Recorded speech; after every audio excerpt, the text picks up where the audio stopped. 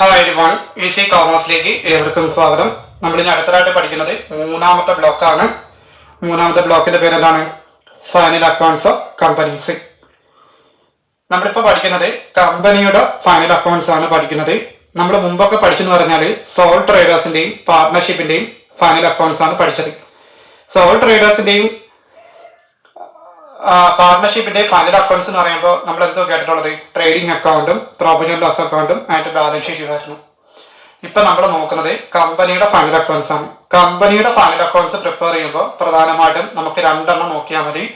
ഒന്ന് profit and loss അക്കൗണ്ടും and balance ഷീറ്റുമാണ്. ഈ രണ്ട് കാര്യങ്ങളാണ് നമ്മൾ നോക്കുന്നത്. മൂന്നാമത്തെ ബ്ലോക്കിൽ നമ്മൾ ആദ്യം പഠിക്കുന്നത് ഒന്നാമത്തെ യൂണിറ്റ് ആണ് ഫൈനൽ അക്കൗണ്ട്സ്. ഇത് തിയറി ചാപ്റ്റർ ആണ്. ഈ ചാപ്റ്ററിനകത്ത് നമ്മൾ ആദ്യം പഠിക്കുന്നത് കമ്പനിയുടെ മീനിങ്ങും ഡെഫിനിഷനുമാണ്. അപ്പൊ കമ്പനിയുടെ മീനിങ് ആൻഡ് ഡെഫിനിഷൻ ചോദിക്കുവാണെങ്കിൽ ഈ രണ്ട് സംഭവങ്ങൾ എഴുതിയാൽ മതി. ആദ്യം പറഞ്ഞിരിക്കുന്നത് ഒറിജിനും രണ്ടാമത് പറഞ്ഞിരിക്കുന്നത് സിമ്പിൾ ഡെഫിനിഷനുമാണ്. ഒറിജിൻ എന്ന് പറയുന്നത് കമ്പനിയുടെ ഉത്ഭവം എവിടെ എന്നാണ് ചോദിക്കുന്നത്. ഓക്കെ, അപ്പൊ നമുക്ക് നോക്കാം. The word company is derived from the Latin words com and panis. കോമിന്റെ അർത്ഥം എന്താണ്? മീനിങ് വിത്ത് ഓർ ടുഗദറും പാരീസിന്റെ അർത്ഥം എന്താണ്? മീനിങ് ബ്രെഡുമാണ്. അപ്പൊ എന്തു പറഞ്ഞിരിക്കുന്നത്? കമ്പനി എന്ന വാക്ക് ലാറ്റിൻ ഭാഷയില് ഹോം മീൻസ് എന്താണ്? ഓർ ടുഗദർ എന്നാണ് പറയുന്നത്. വിത്ത് ഓർ ടുഗദർ, അതായത് ഒരുമിച്ചെന്നാണ് അതിന്റെ മലയാളം. ആൻഡ് പാനീസ് അതിന്റെ ബ്രാക്കറ്റ് എന്ത് പറയുന്ന മീനിങ് ബ്രെഡ് ആണ് അല്ലെ. ബ്രെഡ് എന്ന് പറഞ്ഞതാണ് അപ്പം അല്ലെങ്കിൽ ഭക്ഷണം അല്ലെ. എന്നീ വാക്കുകളിൽ നിന്നാണ് ഉണ്ടാക്കി. അപ്പൊ എന്താ പറഞ്ഞിരിക്കുന്ന കമ്പനി എന്ന വാക്ക് ലത്തിൻ ഭാഷയിലെ ഹോം അതായത് ഒരുമിച്ച്, പാനീസ് അപ്പം ഫോർ ഭക്ഷണം അതായത് ബ്രെഡ് എന്ന് പറയുന്നത് എന്നീ വാക്കുകളിൽ നിന്നാണ് ഉണ്ടായത്. Originally it referred to an association of persons or merchants discussing matters and taking food together. അതായത് പണ്ട് കാലത്ത് ആളുകൾ ഒരുമിച്ചിരുന്ന ഫുഡ് കഴിച്ചുകൊണ്ട് കാര്യങ്ങൾ ഡിസ്കസ് ചെയ്യുന്ന കൂട്ടായ്മകളെയാണ് ഇങ്ങനെ വിളിച്ചിരുന്നത്. അപ്പോഴാണ് ഈ ഒരു കമ്പനിയുടെ പേര് ഉണ്ടായത്. പണ്ട് കാലത്ത് ആളുകൾ ഒരുമിച്ചിരുന്ന ഫുഡ് കഴിച്ചുകൊണ്ട് കാര്യങ്ങൾ ഡിസ്കസ് ചെയ്യുന്ന കൂട്ടായ്മകളെയാണ് ഇങ്ങനെ വിളിച്ചിരുന്നത്. സിമ്പിൾ ഡെഫിനിഷൻ പറയുകയാണെങ്കിൽ a company is an artificial person created by law. A company is an artificial person created by law. നിയമപ്രകാരം നിലവിൽ വരുന്ന ഒരു ആർട്ടിഫിഷ്യൽ പേഴ്സൺ ആണ് കമ്പനി എന്ന് പറയുന്നത്. നിയമപ്രകാരം നിലവിൽ വരുന്ന ഒരു ആർട്ടിഫിഷ്യൽ പേഴ്സൺ ആണ് കമ്പനി എന്ന് പറയുന്നത്. It has A separate legal personality. അത് ബ്രാക്കറ്റിൽ മെൻഷൻ ചെയ്തിട്ടുണ്ട്. Separate legal entity. Continuous existence. അത് ബ്രാക്കറ്റിൽ മെൻഷൻ ചെയ്തിട്ട് perfect succession and is on official signature. അവിടെ ബ്രാക്കറ്റ് എന്തോ ഇരിക്കണം കോമൺ സെയിലാണ്. അതായത് കമ്പനിക്ക് മൂന്ന് കാര്യങ്ങൾ പ്രത്യേകമുണ്ട്. അത് ഒന്ന് പറഞ്ഞിരിക്കുന്നത് സെപ്പറേറ്റ് ലീഗൽ എൻറ്റിറ്റി ആണ്. അതായത് ഇതിന് സ്വന്തമായിട്ട് ഒരു വ്യക്തിത്വവും അതോടൊപ്പം തന്നെ പെർഫെക്റ്റ് സക്സഷൻ അതായത് ശാശ്വതമായ നിലനിൽപ്പും അതോടൊപ്പം തന്നെ സ്വന്തമായി ഒരു മുദ്രയും അതാണ് കോമൺ സെയിൽ എന്ന് പറയുന്നത്. ഓക്കെ ആണല്ലോ. നിയമപ്രകാരം നിലവിൽ വരുന്ന ഒരു ആർട്ടിഫിഷ്യൽ പേഴ്സൺ ആയിട്ടാണ് കമ്പനി അറിയപ്പെടുന്നത്. ഇതിന് പ്രധാനമായിട്ടും മൂന്ന് കാര്യങ്ങളുണ്ട്. സ്വന്തമായി ഒരു വ്യക്തിത്വം അതാണ് സെപ്പറേറ്റ് ലീഗൽ എൻറ്റിറ്റി എന്ന് പറയുക. അതോടൊപ്പം തന്നെ പെർഫെക്റ്റ് സക്സഷൻ അതായത് ശാശ്വതമായ നിലനിൽപ്പും കൂടാതെ സ്വന്തമായിട്ട് ഒരു സിഗ്നേച്ചർ അതാണ് കോമൺ സെയിൽ എന്ന് പറയുന്നത്. ഓക്കെ, ഇനി നമ്മൾ അടുത്തതായിട്ട് നോക്കാൻ പോകുന്നത്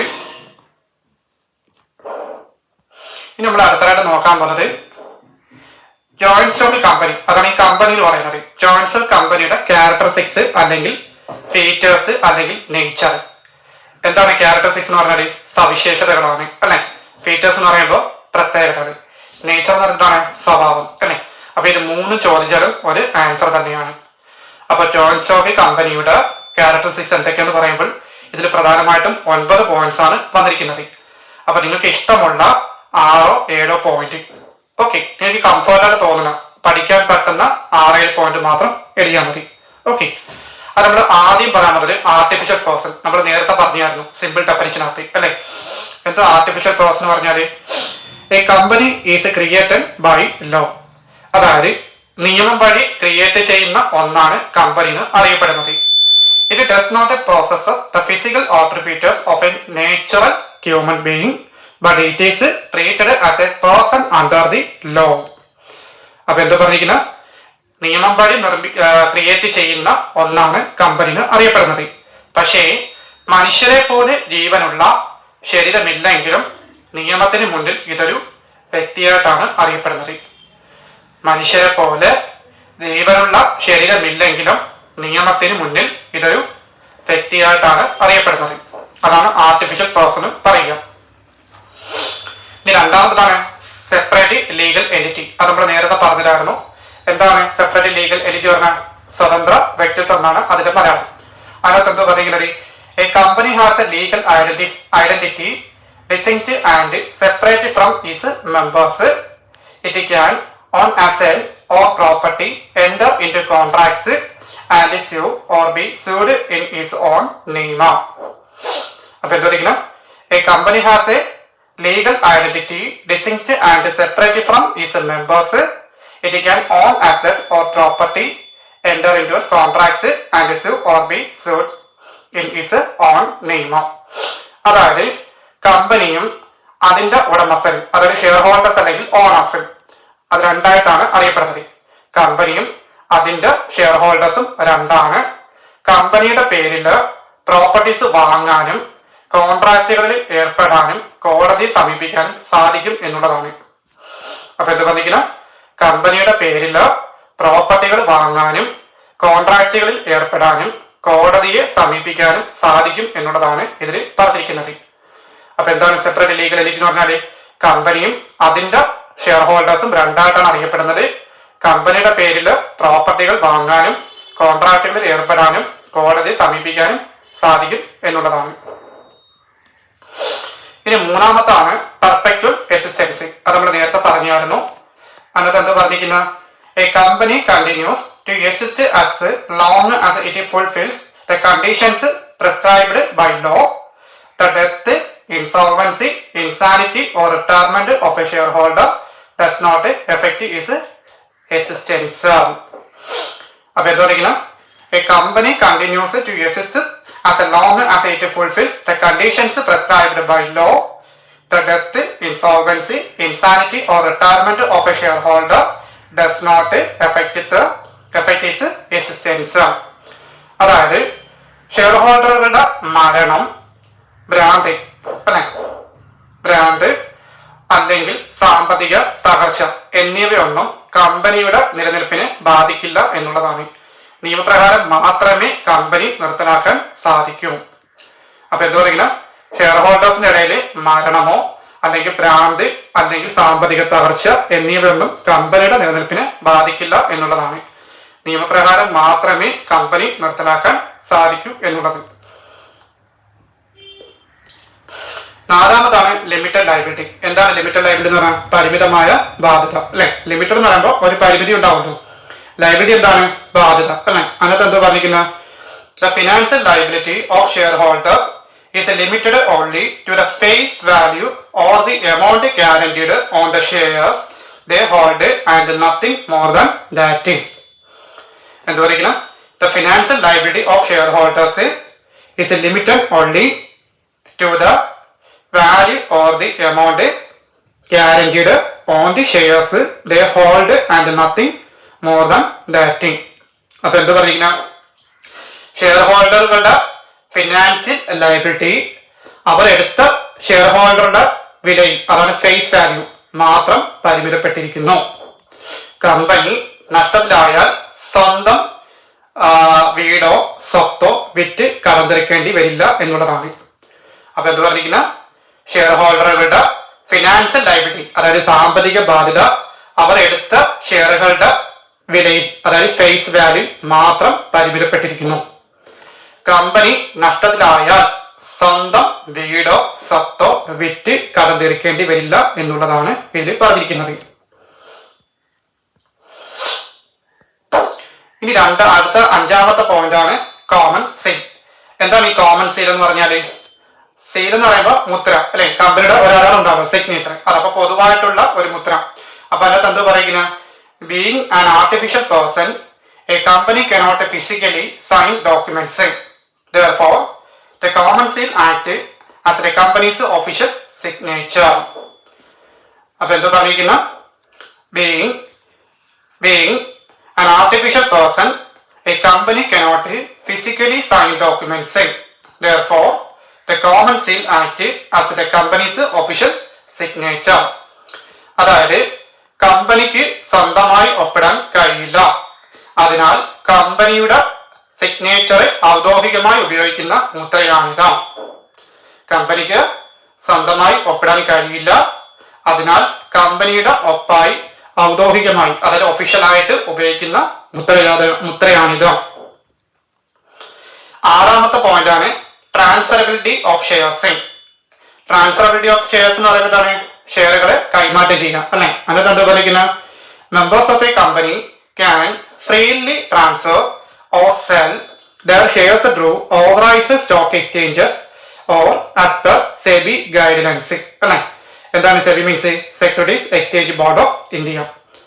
അപ്പൊ എന്ത് പറഞ്ഞിരിക്കുന്ന, members of A company can freely transfer or sell their shares through authorized stock exchanges or as per SEBI guidelines.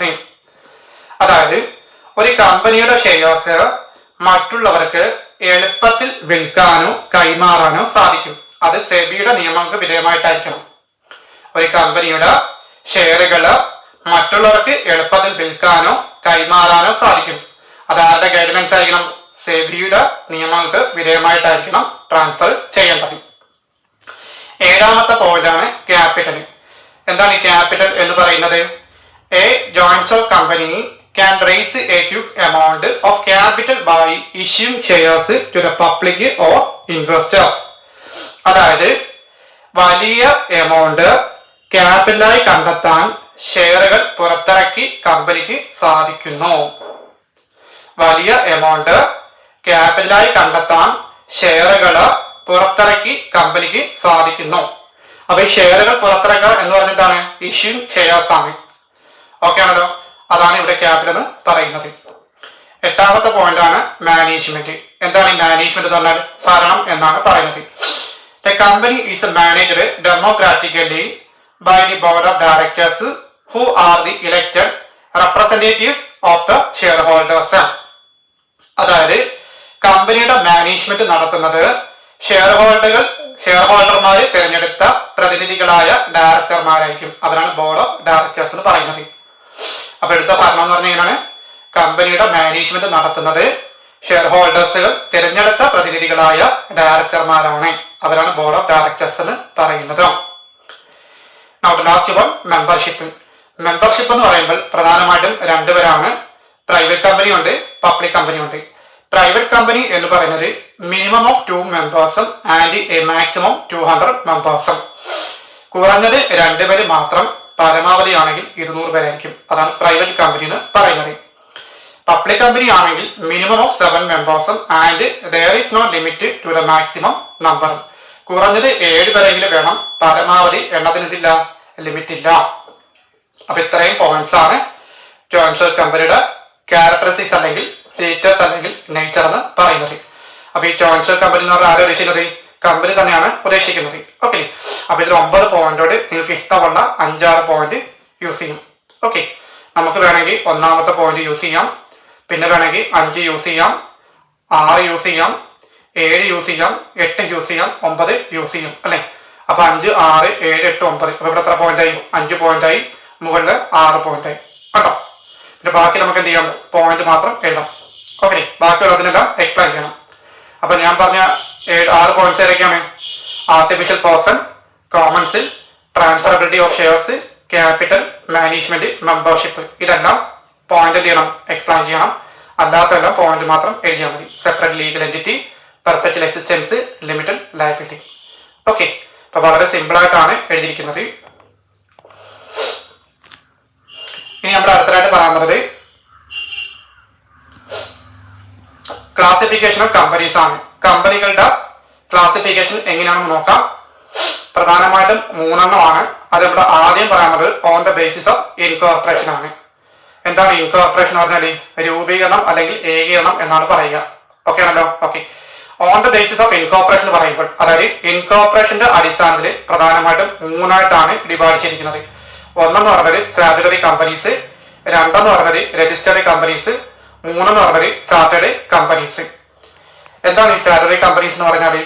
Companies formed by passing a special act in the parliament or state legislature. അതായത് പാർലമെന്റിലോ നിയമസഭയിലോ പ്രത്യേക നിയമം അതായത് special act പാസ്സാക്കി രൂപീകരിക്കുന്നവയാണ് statutory companies എന്ന് പറയുന്നത്. അപ്പൊ എന്താ പറയുന്നത്? പാർലമെന്റിലോ നിയമസഭയിലോ സ്പെഷ്യൽ ആക്ട് പാസ്സാക്കി രൂപീകരിക്കുന്നവയാണ്. 2 രജിസ്റ്റേർഡ് കമ്പനീസ്. എന്താണ് രജിസ്റ്റേർഡ് കമ്പനീസ് എന്ന് പറഞ്ഞാല്? Companies incorporated and registered under the companies act 2013 or under any previous company law. അതായത് കമ്പനീസ് ആക്ട് പ്രകാരം രജിസ്റ്റർ ചെയ്യുന്നവയാണ്. അപ്പൊ ഏതാണ് കമ്പനീസ് ആക്ട്? 2013 അല്ലെങ്കിൽ under any previous company law, അതായത് മുൻപുള്ള കമ്പനി ലോ പ്രകാരമുള്ള കാര്യങ്ങളായിരിക്കണം. അപ്പൊ ഇതാണ് രജിസ്റ്റേർഡ് കമ്പനീസ് എന്ന് പറയുക. 3 ചാർട്ടേഡ് കമ്പനീസ്. ചാർട്ടേഡ് കമ്പനീസ് എന്ന് പറയുമ്പോൾ companies formed by royal charters issued by the crown.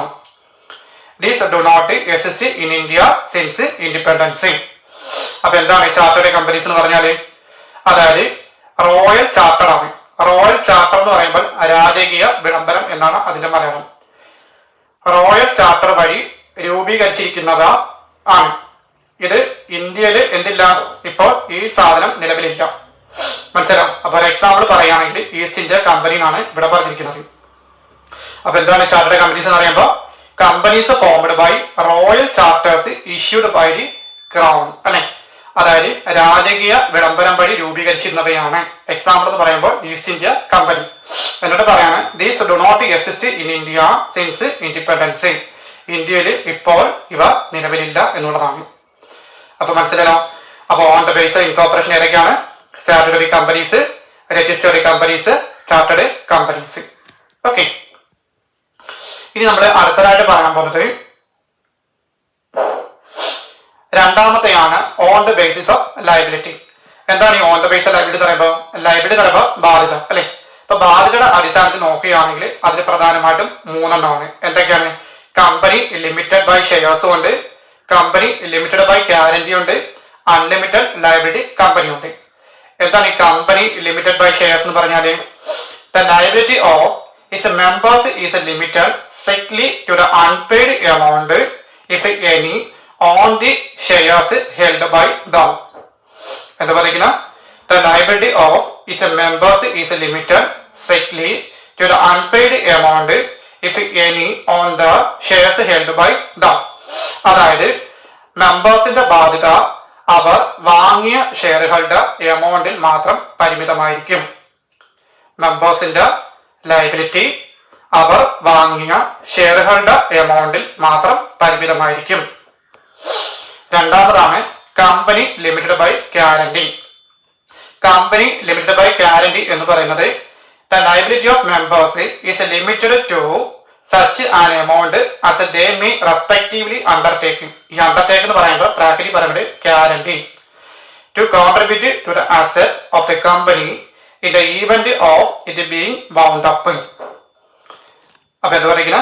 The liability of members is limited to such an amount as they may respectively undertake to contribute to the asset of the company in the event of it being bound up. അതായത് company പൂട്ടിപ്പോകുന്ന സാഹചര്യം ഉണ്ടായാൽ ഓരോ മെമ്പേഴ്സും എത്ര amount വീതം നൽകാമെന്ന് ഏറ്റോ ആ amount മാത്രം നൽകിയാൽ മതിയാകും. അപ്പൊ നമ്മളൊരു ഗ്യാരണ്ടി പറയും. അപ്പൊ ആ എമൗണ്ടിലായിരിക്കും നമ്മൾ എന്ത് മതിയാവുന്നത്. ഓക്കെ ആണല്ലോ? അപ്പൊ എന്ത് പറഞ്ഞ കമ്പനി പൂട്ടിപ്പോകുന്ന സാഹചര്യം ഉണ്ടായാൽ ഓരോ മെമ്പേഴ്സും എത്ര എമൗണ്ട് വീതം നൽകാമെന്ന് ഏറ്റോ ആ എമൗണ്ട് മാത്രം നൽകിയാൽ മതിയാകും എന്നുള്ളതാണ്. അടുത്തതാണ് അൺലിമിറ്റഡ് ലയബിലിറ്റി. എന്താണ് ഈ അൺലിമിറ്റഡ് ലയബിലിറ്റി പറയുമ്പോൾ? അൺലിമിറ്റഡ് ആകുമ്പോൾ ബാധ്യത നമുക്ക് എത്ര നാൾ വേണമെങ്കിലും അതാണ് അൺലിമിറ്റഡ്. അതിന് ലിമിറ്റ് ഉണ്ടാവില്ല അല്ലെ. അപ്പൊ എന്താ പറയുക? a company where there is no limit on the liability of its members. The personal property of members can be attached to meet the company's obligations if it winds up. അപ്പോൾ എന്താ പറയുക, a company where there is no limit on the liability of its members, the personal property of members can be attached to meet the company's obligations if it winds up. അപ്പൊ എന്താ പറയുന്നത്, മെമ്പേഴ്സിന്റെ ലയബിലിറ്റിക്ക് പരിധി ഉണ്ടാവില്ല, കമ്പനിയുടെ കടം വീട്ടാൻ മെമ്പേഴ്സുകളുടെ വ്യക്തിപരമായ സ്വത്തുകൾ വരെ ഉപയോഗിക്കാം എന്നുള്ളതാണ്. അപ്പൊ എന്താ പറയുക, മെമ്പേഴ്സിന്റെ ബാധ്യതയ്ക്ക് ലിമിറ്റഡ് ഇല്ല, അത് അൺലിമിറ്റഡ് ആയിരിക്കും. കമ്പനിയുടെ കടം വീട്ടാൻ മെമ്പേഴ്സിന്റെ വ്യക്തിപരമായിട്ടുള്ള സ്വത്തുക്കൾ വരെ ഉപയോഗിക്കാം എന്നുള്ളതാണ് ഇതിൽ പറഞ്ഞിരിക്കുന്നത്. അപ്പൊ എന്തൊക്കെയാണ് ലയബിലിറ്റിയുടെ അടിസ്ഥാനത്തിൽ വരുന്നത്? കമ്പനി ലിമിറ്റഡ് ബൈ ഷെയർസ് ഉണ്ട്, കമ്പനി ലിമിറ്റഡ് ബൈ ഗ്യാരണ്ടി ഉണ്ട്, അൺലിമിറ്റഡ് ലയബിലിറ്റി കമ്പനി ഉണ്ട്. ഇനി അടുത്തതാണ് on the basis of ownership. On the basis of ownership എന്ന് പറയുമ്പോൾ ഓണർഷിപ്പ് എന്താണ്? ഉടമസ്ഥത അല്ലെ. ഉടമസ്ഥതയുടെ അടിസ്ഥാനത്തിൽ വരുന്നത് പ്രധാനമായിട്ടും മൂന്നെണ്ണമാണ്. ഒന്നെന്താണ്? പ്രൈവറ്റ് കമ്പനി, രണ്ട് പബ്ലിക് കമ്പനി, മൂന്ന് 1% കമ്പനി. പ്രൈവറ്റ് കമ്പനിയിൽ നമ്മൾ നേരത്തെ പറഞ്ഞാലും മിനിമം എത്ര പേരാണ്? 2 പേരും, മാക്സിമം 200 പേരായിരിക്കും. പബ്ലിക് കമ്പനി മിനിമം എത്ര പേരാണ്? 7 പേരും, മാക്സിമം നോ ലിമിറ്റ് എത്ര വേണമെങ്കിലും നോക്കാം. അപ്പൊ നമുക്ക് നോക്കാം. അപ്പൊ ഇതിനകത്ത് എന്താ പറഞ്ഞിരിക്കുന്ന, പ്രൈവറ്റ് കമ്പനി എന്ന് പറയുന്നത് A company that operators with restrictions on transferring shares and is strictly prohibited from inviting the public to subscribe to its securities. It must include private limited at the end of its name. അപ്പോൾ എന്ത് പറഞ്ഞിരിക്കണം, a company that operates with restrictions on transferring shares and is strictly prohibited from inviting the public to subscribe to its securities. It must include private limited at the end of its name. അതായത് പൊതുജനങ്ങൾക്ക് ഷെയറുകൾ വിൽക്കാൻ പാടില്ല, പക്ഷേ പേരിന്റെ അവസാനമായിട്ട് നമ്മൾ എന്ത് ചേർക്കേണ്ടി വരും? പ്രൈവറ്റ് ലിമിറ്റ് എന്ന് ചേർക്കേണ്ടി വരും അല്ലെ. അപ്പൊ നമ്മൾ പല പല കമ്പനികൾ നോക്കുമ്പോൾ നമുക്കറിയാൻ പറ്റുമല്ലോ, അവിടെ ഈ ഒരു കമ്പനിയുടെ പേര് വരുമ്പോൾ ഏറ്റവും ലാസ്റ്റ് നമ്മൾ എന്ത് ചെയ്യും? പ്രൈവറ്റ് ലിമിറ്റ് ചേർക്കും. അതിൽ പ്രൈവറ്റ് ഷോർട്ട് ഫോം ആണ് PVT എന്ന് നമ്മൾ ചേർക്കും, പെട്ടെന്ന് അറിയാൻ വേണ്ടിയിട്ടാണ്. ഓക്കെ ആണല്ലോ. അപ്പൊ പൊതുജനങ്ങൾക്ക് ഷെയറുകൾ എന്ത് ചെയ്യാൻ പറ്റില്ല? വിൽക്കാൻ പാടില്ല എന്നുള്ളതാണ് പ്രൈവറ്റ് കമ്പനി പറഞ്ഞിരിക്കുന്നത്. പക്ഷേ നമ്മൾ ആ കമ്പനി എങ്ങനെ തിരിച്ചറിയാൻ പറ്റും? ആ പേരിന്റെ അവസാനം നമ്മൾ എന്ത് കൊടുക്കണം? പ്രൈവറ്റ് ലിമിറ്റഡ് എന്ന് ചേർക്കണം. ഇപ്പൊ ഫോർ എക്സാമ്പിൾ റോയൽ എന്നാണ് കമ്പനിയുടെ പേര്, നമ്മൾ എന്ത് ചെയ്യാം? റോയൽ പ്രൈവറ്റ് ലിമിറ്റഡ് എന്ന് കൊടുക്കും അല്ലെ, പെട്ടെന്ന് ഐഡന്റിഫൈ ചെയ്യാൻ വേണ്ടിയിട്ടാണ്. ഇനി പബ്ലിക് കമ്പനി എന്ന് പറഞ്ഞാൽ എന്താണ്? A company that does not have the restrictions of a private company. It allows public investors to freely buy and sell shares on stock exchanges and require a minimum of 7 members to form. അപ്പൊ എന്ത് പറഞ്ഞിരിക്കുന്നത്? പൊതുജനങ്ങൾക്ക് ഷെയറുകൾ വിൽക്കാനും stock എക്സ്ചേഞ്ചുകളിൽ വ്യാപാരം നടത്താനും സാധിക്കും എന്നുള്ളതാണ്. അപ്പൊ എന്താ പറഞ്ഞ, പൊതുജനങ്ങൾക്ക് ഷെയറുകൾ വിൽക്കാനും സ്റ്റോക്ക് എക്സ്ചേഞ്ചുകളിൽ ബിസിനസ് നടത്താനും സാധിക്കും എന്നുള്ളതാണ് പബ്ലിക് കമ്പനിയിൽ പറഞ്ഞത്. അപ്പൊ മിനിമം ഇവിടെ എത്ര പേരാണ്?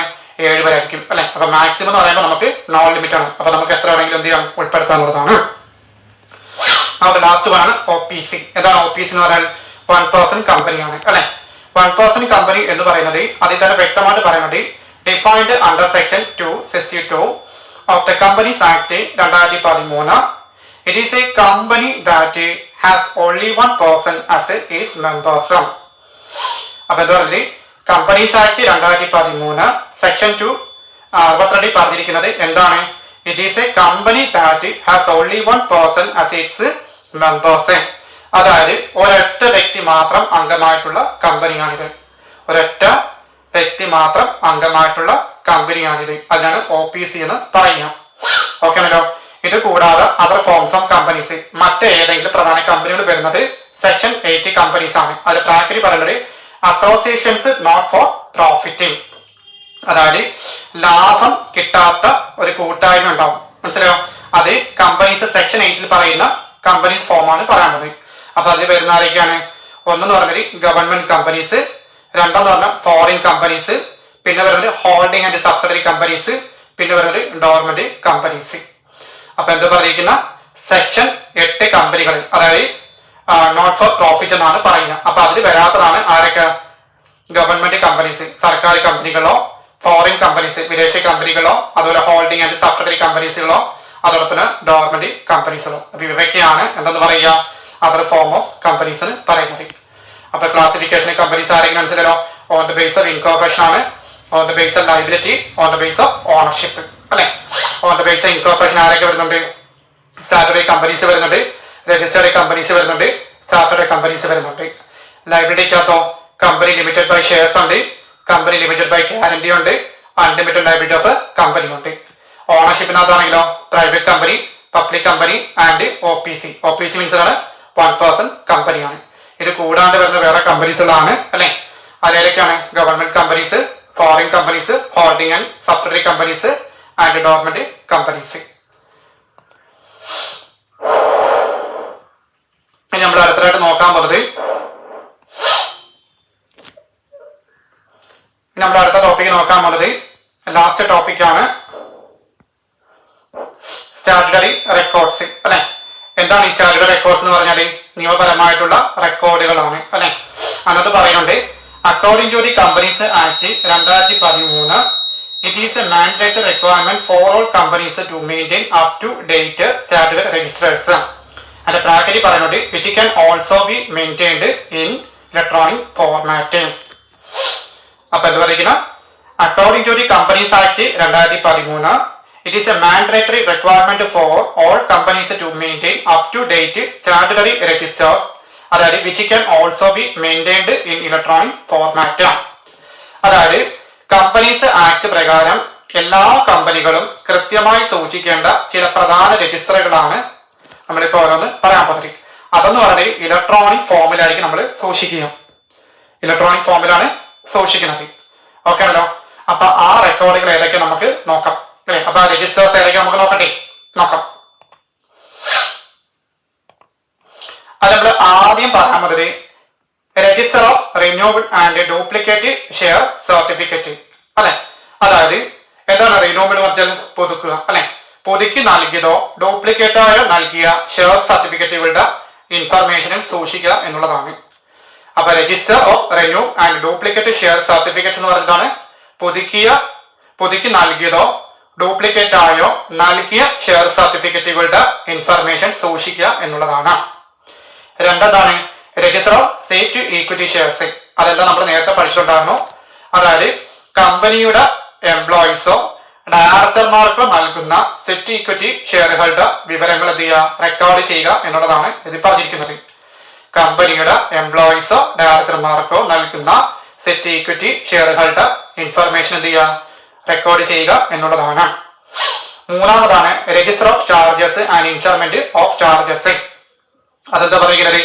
കമ്പനിയുടെ സ്വത്തുകൾ സെക്യൂരിറ്റി വെച്ച്, അതായത് ഈട് വെച്ച് ലോൺ എടുക്കുമ്പോൾ ഉണ്ടാകുന്ന ബാധ്യതകളാണ് രേഖപ്പെടുത്തുന്നത്. കമ്പനിയുടെ സ്വത്തുകള് ഈട് വെച്ച് ലോൺ എടുക്കുമ്പോൾ ഉണ്ടാകുന്ന ചാർജസ് രേഖപ്പെടുത്തുക എന്നുള്ളതാണ് ഇതിൽ പറഞ്ഞിരിക്കുന്നത്. അടുത്തതാണ് register of boat back securities. Register of boat back securities എന്ന് പറയുമ്പോൾ കമ്പനി സ്വന്തം ഷെയറുകള് മാർക്കറ്റിൽ നിന്ന് തിരികെ വാങ്ങുമ്പോൾ അതിന്റെ ഇൻഫർമേഷൻ എന്ത് ചെയ്യുക? സൂക്ഷിക്കുക എന്നുള്ളതാണ്. കമ്പനി സ്വന്തം ഷെയറുകള് മാർക്കറ്റിൽ നിന്ന് തിരികെ വാങ്ങുമ്പോൾ അതിനാണ് ബൈബാക്ക് എന്ന് പറയുന്നത്. അതിന്റെ ഇൻഫർമേഷൻ എന്ത് ചെയ്യുക? സൂക്ഷിക്കുക എന്നുള്ളതാണ്. അടുത്തതാണ് രജിസ്റ്റർ ഓഫ് ഡെപ്പോസിറ്റ്. എന്താണ് രജിസ്റ്റർ ഓഫ് ഡെപ്പോസിറ്റ് എന്ന് പറഞ്ഞാൽ? പൊതുജനങ്ങളിൽ നിന്നോ മെമ്പേഴ്സിൽ നിന്നോ കമ്പനി സ്വീകരിക്കുന്ന നിക്ഷേപങ്ങളുടെ, അതായത് ഡെപ്പോസിറ്റ് വിവരങ്ങൾ എന്ത് ചെയ്യുക? സൂക്ഷിക്കുക എന്നുള്ളതാണ്. പൊതുജനങ്ങളിൽ നിന്നോ മെമ്പേഴ്സിൽ നിന്നോ കമ്പനി സ്വീകരിക്കുന്ന നിക്ഷേപങ്ങളുടെ വിവരങ്ങൾ എന്ത് ചെയ്യുക? സൂക്ഷിക്കുക എന്നുള്ളതാണ്. അടുത്തതാണ് register of members. Register of members എന്താണ്? കമ്പനിയുടെ എല്ലാ ഷെയർ ഹോൾഡേഴ്സിന്റെയും പേരും വിവരങ്ങളും അടങ്ങിയിട്ടുള്ള രജിസ്റ്റർ ആണ്. ഓക്കെ ആണല്ലോ. ഇപ്പൊ നമ്മൾ പറഞ്ഞത് ഓരോ രജിസ്റ്റർ പറഞ്ഞില്ലേ, ഈ ഓരോ രജിസ്റ്റർ ഓരോ ബുക്കിലുണ്ടാവും അല്ലെ. അപ്പൊ ആ ബുക്കിനകത്ത് ഇൻഫർമേഷൻ എന്ത് ചെയ്യുക? സൂക്ഷിക്കാനും റെക്കോർഡ് ചെയ്യുക എന്നുള്ളതാണ് ഇത് വ്യക്തമായിട്ട് പറയുന്നത്. ഓക്കെ. അപ്പൊ രജിസ്റ്റർ മെമ്പേഴ്സ് എന്താണ്? കമ്പനിയുടെ എല്ലാ ഷെയർ ഹോൾഡേഴ്സ്മാരുടെ, അതായത് മെമ്പേഴ്സ്, അവരുടെ പേരും വിവരം എന്ത് ചെയ്യുക? അടങ്ങിയിട്ടുള്ള ഒരു രജിസ്റ്റർ ആണ്. അടുത്തതാണ് register of debentures holders and other security holders. എന്താണ് ഡിബഞ്ചർ മീൻസ്? കടപ്പത്രങ്ങളാണ് അല്ലെ. കടപ്പത്രങ്ങൾ വാങ്ങിയവരുടെയും ഇൻഫർമേഷനും അതുപോലെ തന്നെ മറ്റ് സെക്യൂരിറ്റികൾ കൈവശമുള്ളവരുടെ വിവരങ്ങളും സൂക്ഷിക്കുക എന്നുള്ളതാണ്. അപ്പൊ എന്താ പറഞ്ഞത്? ഡിബഞ്ചേഴ്സ് വാങ്ങിയവരുടെ വിവരങ്ങളും മറ്റ് സെക്യൂരിറ്റി കൈവശമുള്ളവരുടെ വിവരങ്ങളും സൂക്ഷിക്കുക എന്നുള്ളതാണ് ഇതിൽ പറഞ്ഞിരിക്കുന്നത്. അടുത്തതാണ് ഇൻഡെക്സ് ഓഫ് മെമ്പേഴ്സ്. എന്താണ് ഇൻഡെക്സ് ഓഫ് മെമ്പേഴ്സ് എന്ന് പറഞ്ഞാല്? അതായത് അംഗങ്ങളുടെ എണ്ണം കൂടുമ്പോൾ അവർ ആരൊക്കെയെന്ന് എളുപ്പത്തിൽ കണ്ടെത്താനുള്ള ഇൻഡെക്സ് ആണ്. മെമ്പേഴ്സിന്റെ എണ്ണം കൂടുമ്പോൾ അവർ ആരൊക്കെയെന്ന് എളുപ്പത്തിൽ കണ്ടെത്താനുള്ള ഇൻഡെക്സ് ആണ്. അടുത്തതാണ് കോപ്പീസ് ഓഫ് ആനുവൽ റിട്ടേൺസ്. എന്താണ് കോപ്പീസ് ഓഫ് ആനുവൽ റിട്ടേൺസ് എന്ന് പറയുന്നത്? കമ്പനി എല്ലാ വർഷവും സമർപ്പിക്കുന്ന ആനുവൽ റിട്ടേണുകളുടെ കോപ്പികളാണ്. കമ്പനി എല്ലാ വർഷവും സമർപ്പിക്കുന്ന ആനുവൽ റിട്ടേണുകളുടെ കോപ്പികളാണ്. അടുത്തെന്താണ് മിനിറ്റസ് ബുക്ക്. മിനിറ്റസ് ബുക്ക് എന്ന് പറയുമ്പോൾ പ്രാഗരി പറയുന്നുണ്ട് ബോർഡ് ആൻഡ് ജനറൽ മീറ്റിംഗ്സ് അല്ലെ. അതായത് ബോർഡ് മീറ്റിങ്ങുകളിലോ ജനറൽ മീറ്റിങ്ങുകളിലോ വിവിധ കമ്മിറ്റികളിലും ഡിസ്കസ് ചെയ്ത് എടുത്ത തീരുമാനങ്ങൾ രേഖപ്പെടുത്തുന്ന പുസ്തകമാണ്. ബോർഡ് മീറ്റിങ്ങുകളിലും ജനറൽ മീറ്റിങ്ങുകളിലും വിവിധ കമ്മിറ്റികളിലും ഡിസ്കസ് ചെയ്ത് എടുത്തിട്ടുള്ള തീരുമാനങ്ങൾ രേഖപ്പെടുത്തുന്ന എന്താ പറയുക പുസ്തകമാണ്. അപ്പൊ ഈ തീരുമാനത്തിന്റെ പറയുന്ന പേരാണ് മിനിറ്റസ് എന്ന് പറയുന്നത്. മിനിറ്റസ് എന്ന് പറയുന്നത് ഡിസിഷൻ എന്നല്ല തീരുമാനമുള്ള പോലെ അല്ലെ. പിന്നെ അടുത്തതാണ് അറ്റൻഡൻസ് രജിസ്റ്റേഴ്സ് അല്ലെ. അത് ബോർഡ് കമ്മിറ്റി മീറ്റിംഗിൽ പങ്കെടുത്തവരുടെ ഹാജർ എന്ത് ചെയ്യണം? രേഖപ്പെടുത്തണം. ബോർഡ് കമ്മിറ്റി മീറ്റിംഗുകളിൽ പങ്കെടുത്തവരുടെ ഹാജർ അതായത് അറ്റൻഡൻസ് എന്ത് ചെയ്യണം? രേഖപ്പെടുത്തണം എന്നുള്ളതാണ് ഇതിൽ പറഞ്ഞിരിക്കുന്നത്. ഇനി അടുത്തെന്താണ് register of directors and key manager personnel അല്ലെ. അടുത്ത പറയുന്ന കമ്പനിയുടെ ഡയറക്ടർമാര് പ്രധാന ഉദ്യോഗസ്ഥർ അതാണ് KMP എന്ന് പറയുന്നത് എന്നിവരുടെ വിവരങ്ങളും അവർക്ക് കമ്പനിയിലുള്ള ഷെയറുകളുടെ വിവരങ്ങളും സൂക്ഷിക്കുക എന്നുള്ളതാണ് ഇതിൽ പറഞ്ഞിരിക്കുന്നത്. എന്താണ് KMP എന്ന് പറയുന്നത്? കീ മാനേജർ പേഴ്സണൽ ആണ് അല്ലെ. കമ്പനിയുടെ ഡയറക്ടർമാർ പ്രധാന ഉദ്യോഗസ്ഥർ എന്നിവരുടെ ഇൻഫർമേഷനുകളും അവർക്ക് കമ്പനിയിലുള്ള ഷെയറുകളുടെ വിവരങ്ങളും സൂക്ഷിക്കുക എന്നുള്ളതാണ്. അടുത്തതാണ് register of loans, guarantee, security and investments. അതായത് കമ്പനി മറ്റുള്ളവർക്ക് നൽകിയ ലോണുകള്, ഗ്യാരണ്ടികള്, മറ്റ് ഇൻവെസ്റ്റ്മെന്റുകള് എന്നിവയുടെ എന്ത് ചെയ്യണം? ഇൻഫർമേഷന് രേഖപ്പെടുത്തുക. അടുത്തതാണ് register of investment in shares not held in the name of the company. അതായത് കമ്പനിയുടെ സ്വന്തം പേരിൽ അല്ലാതെ മറ്റ് ഏതെങ്കിലും രീതിയിൽ ഷെയറുകളുടെ നടത്തിയിട്ടുള്ള നിക്ഷേപങ്ങളുടെ വിവരങ്ങൾ തീരം സൂക്ഷിക്കുക എന്നുള്ളതാണ്. കമ്പനിയുടെ സ്വന്തം പേരിൽ അല്ലാതെ മറ്റ് ഏതെങ്കിലും രീതിയിൽ ഷെയറുകളിൽ നടത്തിയിട്ടുള്ള നിക്ഷേപങ്ങളുടെ വിവരങ്ങൾ സൂക്ഷിക്കുക എന്നുള്ളതാണ്. അടുത്തതാണ് register of contracts with directors. കമ്പനിയിലെ ഡയറക്ടർമാർക്കോ അവർക്ക് താല്പര്യമുള്ള മറ്റ് കമ്പനികൾക്കോ സ്ഥാപനങ്ങൾക്കോ നൽകിയിട്ടുള്ള കോൺട്രാക്റ്റുകളുടെ അതായത് കരാറുകളുടെ വിവരങ്ങൾ രേഖപ്പെടുത്തുക എന്നുള്ളതാണ്. കമ്പനിയിലെ ഡയറക്ടർമാർക്കോ അവർക്ക് താല്പര്യമുള്ള മറ്റ് കമ്പനികൾക്കോ സ്ഥാപനങ്ങൾക്കോ നൽകിയിട്ടുള്ള കരാറുകളുടെ വിവരങ്ങൾ രേഖപ്പെടുത്തുക എന്നുള്ളതാണ് ഇതിൽ പറഞ്ഞിരിക്കുന്നത്. ലാസ്റ്റ് പറഞ്ഞാണ് contracts for the appointment of A manager or managing director. കമ്പനിയുടെ മാനേജർ അല്ലെങ്കിൽ മാനേജിംഗ് ഡയറക്ടർ എന്നിവരെ നിയമിക്കുന്നതിനായി ഒപ്പുവെച്ചിട്ടുള്ള കോൺട്രാക്റ്റുകളുടെ വിവരങ്ങളാണ് ഇതിൽ പറഞ്ഞിരിക്കുന്നത്. ഓക്കെ ആണല്ലോ. അപ്പൊ എന്തൊക്കെയാണ് പറഞ്ഞിരിക്കുന്നത്? അപ്പൊ ഇത്രയും സംഭവം മനസ്സിലായോ? അപ്പൊ എന്തോ പറഞ്ഞിരിക്കുന്നത് കമ്പനീസ് ആക്ട് പ്രകാരം എല്ലാ കമ്പനികളും കൃത്യമായി സൂക്ഷിക്കേണ്ട ചില പ്രധാന രജിസ്റ്ററുകളാണ്. അത് നമ്മൾ ഓരോ ബുക്കുകളുണ്ടാവല്ലോ. അപ്പൊ ആ ബുക്കുകളാണ് നമ്മളിതിൽ ഇപ്പൊ ഓരോന്നും പറഞ്ഞിട്ടുള്ളത്. അപ്പൊ നമ്മൾ അത് എന്തിന്റെ രൂപത്തിൽ സൂക്ഷിക്കുക എന്ന് പറഞ്ഞാൽ ഇലക്ട്രോണിക് ഫോർമാറ്റിൽ നമുക്ക് സൂക്ഷിക്കാം എന്നുള്ളതാണ് പറഞ്ഞിരിക്കുന്നത് അല്ലെ. അപ്പൊ അതിൽ എന്തൊക്കെയാണ് നമ്മൾ പറഞ്ഞിട്ടുള്ളത്? അപ്പൊ ആ രജിസ്റ്റർ ബുക്കിൽ ഏതൊക്കെയാണ്? സ്റ്റാറ്റ്യൂട്ടറി രജിസ്റ്റർ ബുക്കിൽ എന്തൊക്കെയാണ്? Register of renewed and duplicate share certificate, sweat equity shares, charges and instalment of charges, bought back securities, deposit, members, debenture holders and other security holders, index of members, copies of annual return, minutes book അതായത് board and general meetings, attendance of registers. പിന്നെ വരുന്നതാണ് register of directors and key manager personnel, loans, guarantees, security and investments, പിന്നെ investment in shares not held in the name of the company, contracts with directors, contracts four appointment of A manager and managing director. അപ്പൊ ഇത്രയും കാര്യങ്ങളാണ് ഉൾപ്പെടുത്തിയിരിക്കുന്നത്. Okay, thank you.